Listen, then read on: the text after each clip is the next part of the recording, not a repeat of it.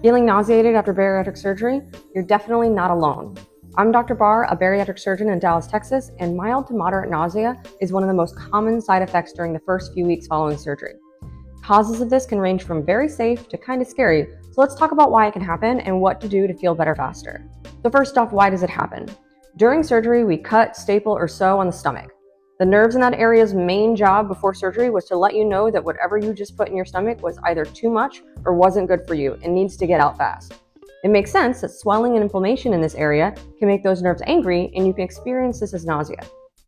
The next cause is all the things your body goes through during and immediately after surgery. These are things like anesthesia, painkillers, and hormonal changes from the stress of surgery. These all carry the very well-known and common side effect of nausea.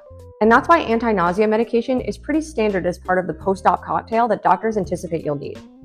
A little further out from surgery, there's a learning curve for what things can make you nauseated, and it's pretty different for every person. This can be things like eating or drinking too quickly or too much at once while you learn your new fullness cues. Food intolerances, especially dense proteins early on, or even dehydration or electrolyte imbalances, can form this loop that reinforces those signals in the brain, making it even harder to fix. So now how do we fix it? Some things, of course, can't be changed. You have to have anesthesia to get surgery. But if you have a history of bad nausea during surgery, you can talk to your doctor and let them know so they can adjust your anesthesia meds accordingly. We also have to cut on the stomach. That's kind of the entire point. So anticipating that this is normal and having some meds on hand can be very helpful.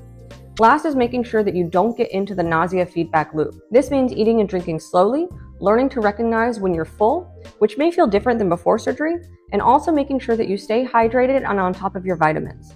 Think slow and steady. Your stomach needs time to heal. Rushing food and fluids in one sitting is one of the biggest triggers for nausea early on. Finally, try to remember that nausea is usually temporary and it doesn't mean surgery has failed. But if it's not getting better and keeping you from progressing, you need to talk to your doctor to make sure you're getting treatment. Remember to like and follow for all things bariatric surgery, and if you're looking for a surgeon in Dallas, you can see us at DFW Bariatric and General Surgery.